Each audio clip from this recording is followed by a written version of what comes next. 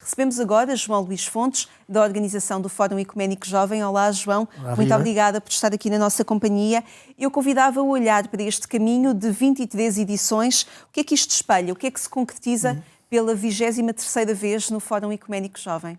Bem, os objetivos do Fórum Ecuménico sempre foram de promover um encontro dos jovens a nível nacional, jovens de diferentes igrejas cristãs, que fizessem um bocadinho a experiência deste encontro, do mútuo conhecimento e reconhecimento e da descoberta também das possibilidades de caminho em conjunto para além do próprio fórum. Não é? Isto é um bocadinho reflexo do compromisso que os jovens vão manifestando nesta área das questões ecuménicas? Sim, o fórum desde o início teve um excelente acolhimento por parte das várias igrejas cristãs. Aliás, na altura ele tinha nascido da segunda Assembleia Ecuménica que se tinha realizado em Graz e era sobretudo a ideia de, por que não, desafiar também os jovens a este caminho de descoberta da unidade e da reconciliação. E, de facto, o acolhimento foi sempre bastante grande, um grande empenho por parte dos jovens e depois muitas iniciativas foram surgindo a nível mais local e entre as igrejas no sentido de concretizar esta procura de caminhos de unidade. E que caminhos de unidade são essas? O que é que o encontro, o diálogo, o conhecimento mútuo vai permitindo perceber ao longo destas diferentes edições que os jovens são capazes de concretizar e de que, se calhar, mais do que um diálogo a nível institucional, na prática os jovens vão dando corpo a esses caminhos que se percebem na prática? Desde logo, e isso acho que é um bocadinho a base do ecumenismo, era importante que os jovens se encontrassem e que fossem capazes de se conhecer, de conversar, de partilhar em conjunto. Muitas vezes as divisões surgem porque ainda estamos muito presos em visões pré-concebidas do outro, portanto, e isso impede-nos muitas vezes de descobrir o outro, de descobrir o dom que ele tem e o modo como o diálogo com o outro me enriquece. Só gostamos de quem conhecemos. Exatamente. Aliás, não há amor sem conhecimento. E por isso eu acho que um dos frutos do FEJ foi despertar nos jovens esta vontade de conhecer o outro e de trabalhar em conjunto com o outro. E depois muitas coisas foram surgindo, até porque outros caminhos que se começavam a adivinhar no final das últimas décadas do século XX acabaram por se aprofundar em termos, já no início deste século, por exemplo, a questão da ecologia e da sustentabilidade de vida, onde muitas igrejas têm colaborado e muitos jovens em projetos comuns, em aspectos ao nível da solidariedade, da defesa dos direitos humanos, mas depois também, obviamente, da oração, da partilha da palavra, e depois em termos mais concretos, às vezes até a promoção, por exemplo, de campos de trabalho ecuménicos, de peregrinações ecuménicas. Portanto, temos tido várias iniciativas que vão sinalizando todas essas possibilidades e, sobretudo, uma abertura cada vez maior a este diálogo e a este encontro. E que importância tem também o diálogo institucional que vai acontecendo? Eu recordo, por exemplo, há cerca de 10 anos houve o reconhecimento do batismo. Que passo significativo é ou não este, por exemplo, do reconhecimento do batismo, que de alguma forma vem também acalentar aquilo que nos gestos pequenos vai acontecendo como deste corpo? Claro. Pronto, aí o FEJ sempre se colocou num patamar, sobretudo, de trabalhar com as bases e trabalhar com os jovens. É evidente que acabámos, até porque tínhamos e temos na equipa de preparação muitos dos responsáveis das outras igrejas, alguns que, entretanto, na altura eram pastores e hoje são bispos responsáveis pelas respectivas igrejas. Falamos, por exemplo, da Igreja Lusitana, Metodista, Presbiteriana, que se juntam à Católica. Exatamente. Portanto, e onde o Dom Jorge Pina Cabral, na altura, já esteve desde o início neste grupo, o Bispo Cifredo Teixeira, a mesma coisa, e, portanto, isso permitiu também, de alguma forma, que acalentássemos e apoiássemos e estimulássemos também estes diálogos que depois iam acontecendo, evidentemente, a um nível mais institucional, entre a Conferência Episcopal, as igrejas do COPIC, do Conselho Português de Igrejas Cristãs, e que, de alguma forma, nos associássemos também a esta assinatura do reconhecimento mútuo do batismo, que por ter uma dimensão oficial ganha também uma outra força até depois, mas que é preciso ainda tirar se calhar todas as consequências desse ato, como por exemplo o recente consórcio entre a Conferência Episcopal Portuguesa, a Aliança Evangélica e o COPIC em torno das questões da ecologia através do projeto Ecoigrejas.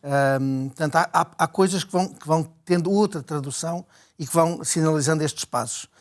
podemos achar que, se calhar, de vez em quando, podemos pensar em relação a assuntos que nos são comuns, em pronunciamentos que envolvessem todas as igrejas. Portanto, acho que isso também poderia ser um passo importante, mas vamos fazendo este caminho. E que passo foi a Jornada Mundial da Juventude Lisboa 2023 neste caminho ecuménico? O cardeal Américo Aguiar dizia que este era um encontro para jovens, para todos os jovens. Nota-se diferença? Como é que os jovens de outras igrejas cristãs também se sentiram acolhidos neste grande evento? Sim, e eu estive, aliás, envolvido também mais na dimensão, em algumas propostas ecuménicas e de diálogo interreligioso que foram pensadas também para a jornada. É evidente que a jornada traz sempre, tradicionalmente, uma imagem muito associada ao Santo Padre e, se quisermos, às vezes, uma leitura mais católica da própria jornada. Mas percebemos, por um lado, pelo próprio Papa Francisco e depois pelas coisas como se foram preparando, que se pretendia também acolher esta diversidade e, dentro do possível, e também dentro das disponibilidades interiores dos jovens das várias igrejas, ir proporcionando espaços e iniciativas onde se desse a conhecer esta procura de reconciliação e de unidade. Ela acabou por acontecer em algumas iniciativas, por exemplo, na Vigília da Oração, pela oração e pela reconciliação, que aconteceu em São Domingos, onde estiveram os representantes de praticamente todas as comunidades cristãs, da diversidade de comunidades cristãs e igrejas na região de Lisboa. Com uma presença da comunidade ecuménica de TZ também muito forte. Que foi articulada entre a comunidade ecuménica de TZ e a comunidade de Xemanuf, e foi preparada em conjunto essa vigília. No acolhimento ou no encontro, que inicialmente não estava na agenda oficial feita na anunciatura do Papa com os outros representantes das várias igrejas e confissões cristãs e que aconteceu num clima de grande cordialidade e acolhimento, por exemplo, na exposição sobre a ecologia preparada pela Sociedade Bíblica, nas iniciativas que se fizeram entre a Basílica da Estrela e a Igreja dos Ingleses e a Igreja Lusitana, por exemplo, com iniciativas mais católicas, entre aspas, e iniciativas ecuménicas. Portanto, houve um espaço ainda grande de propostas. Claro que é um desafio sempre a fazermos mais e a tornarmos mais evidente como nós não podemos pensar-nos como católicos, e isso falando agora na nossa própria tradição, sem termos em conta a clave ecuménica.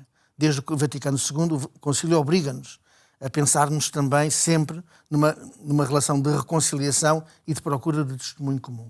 E este desafio que sai agora do Fórum Ecuménico Jovem, Firmes na Liberdade, a liberdade toca a todos. Sim, nós quisemos ainda agregar-nos às comemorações do aniversário do 25 de Abril e pensarmos também, por um lado, se Cristo nos liberta e nos chama uma liberdade renovada, temos, por um lado, a questão ainda dos cristãos, da ausência de liberdade religiosa em muitos espaços, e por isso o arcebispo de Erbil virá de manhã dialogar também com os jovens, que é na Síria, sobre a situação dos cristãos, a memória e a experiência da perseguição, mas também a tentativa de que a vivência do cristianismo continue livre na procura da reconciliação, dos caminhos da reconciliação e de sarar as feridas.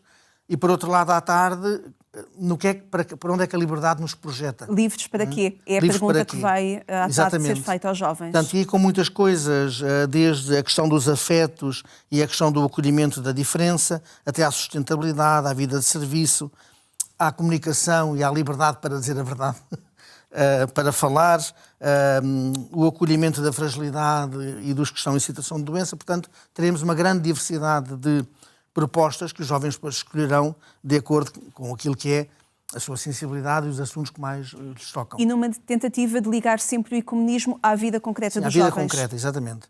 Portanto, não fomos para temas demasiado teóricos, mesmo amanhã é muito vivencial, no diálogo com o arcebispo, exatamente, e à tarde quisemos que fosse muito concreto. Perceber que o ser cristão se joga na vida como o próprio Deus quis jogar a sua história com o homem, fazendo caminho connosco, entrando na nossa própria história, na concretude dos nossos dias, dos nossos sofrimentos, das nossas dores, das nossas dificuldades. É aí que se joga o ser cristão. Vamos então acompanhar o Fórum Ecuménico Jovem que acontece no Porto, no sábado. João Luís Fontes, muito obrigada por estar na nossa companhia, a dar-nos conta mais uma vez deste encontro.